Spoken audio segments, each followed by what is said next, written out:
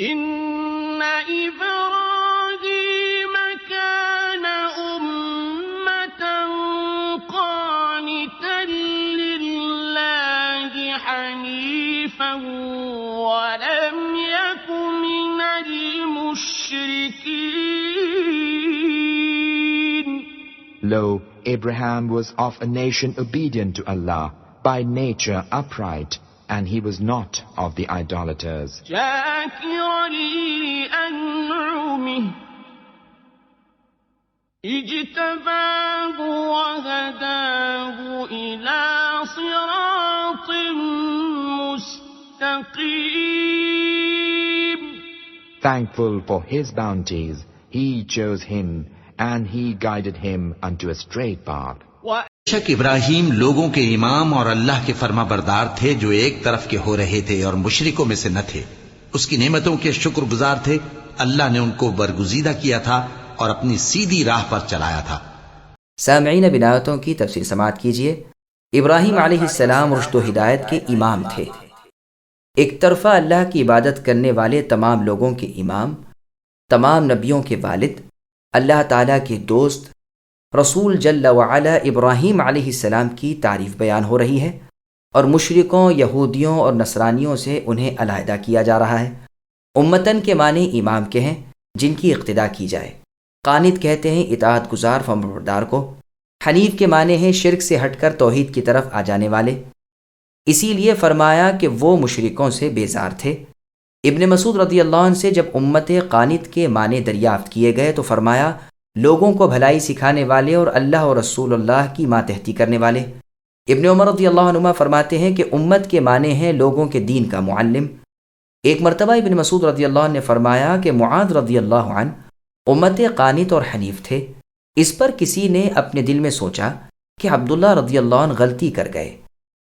ایسے تو قرآن کی گواہی کی روح سے اللہ کے دوست ابراہیم علیہ السلام تھے. پھر زبانی کہا کہ اللہ تعالیٰ نے ابراہیم علیہ السلام کو امت فرمایا ہے، تو آپ نے فرمایا جانتے بھی ہو امت کے کیا معنی اور قانت کے کیا معنی؟ امت کہتے ہیں اسے جو لوگوں کو بھلائی سکھائے، اور قانت کہتے ہیں اسے جو اللہ تعالیٰ اور اللہ کے رسول صلی اللہ علیہ وسلم کی اطاعت میں لگا رہے. بے شک معاذ رضی اللہ عنہ ایسے ہی تھے. مجاہد رحمہ اللہ فرماتے ہیں وہ تنہا امت تھے اور تابع فرمان تھے. وہ اپنے زمانے میں تنہا موحد مؤمن تھے، باقی تمام لوگ اس وقت کافر تھے سوائے لوط علیہ السلام کے. قتادہ رحمہ اللہ فرماتے ہیں وہ ہدایت کے امام تھے اور اللہ کے غلام تھے. اللہ کی نعمتوں کے قدردان اور شکر گزار تھے اور رب کے تمام احکام کے عامل تھے، جیسے خود اللہ تعالیٰ نے سورہ نجم کی آیت نمبر 37 میں فرمایا وہ ابراہیم الذی وفا، وہ ابراہیم جنہوں نے پورا کیا، یعنی اللہ کے تمام احکام مانے اور بچا لائے. انہیں اللہ نے مختار اور مصطفیٰ بنا لیا، جیسے اللہ نے انبیاء کی آیت نمبر 51 میں فرمایا وَلَقَدْ آتَيْنَا إِبْرَاهِيمَ رُشْدَهُ الآیہ، یعنی ہم نے پہلے ہی سے ابراہیم کو رشد و ہدایت دے رکھی تھی اور ہم انہیں خوب جانتے تھے. انہیں ہم نے راہ مستقیم کی رہبری کی تھی، صرف ایک اللہ وحدہ لا شریک لہ کی وہ عبادت و اطاعت کرتے تھے اور اللہ کی پسندیدہ شریعت پر قائم تھے. ہم نے انہیں دین و دنیا کی خیر کا جامع بنایا تھا. اپنی پاکیزہ زندگی کے تمام ضروری اوصاف حمیدہ ان میں تھے، ساتھ ہی آخرت میں بھی نیکیوں کے ساتھ اور صلاحیت والے تھے. ان کا پاک ذکر دنیا میں بھی باقی رہا اور آخرت میں بڑے عظیم الشان درجے ملے. ان کے کمال، ان کی عظمت، ان کی محبت توحید اور ان کے پاک طریق پر اس سے بھی روشنی پڑتی ہے کہ اے ختم الرسل، اے سید الانبیاء محمد صلی اللہ علیہ وسلم، آپ کو بھی ہمارا حکم ہو رہا ہے کہ ملت ابراہیم علیہ السلام حنیف کی پیروی کیجیے جو مشرکوں سے بری الذمہ اور بیزار تھے.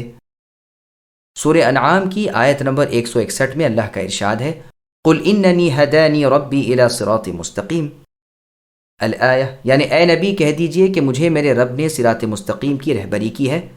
مضبوط اور قائم دین ابراہیم حنیف کی جو مشرکوں میں نہ تھے.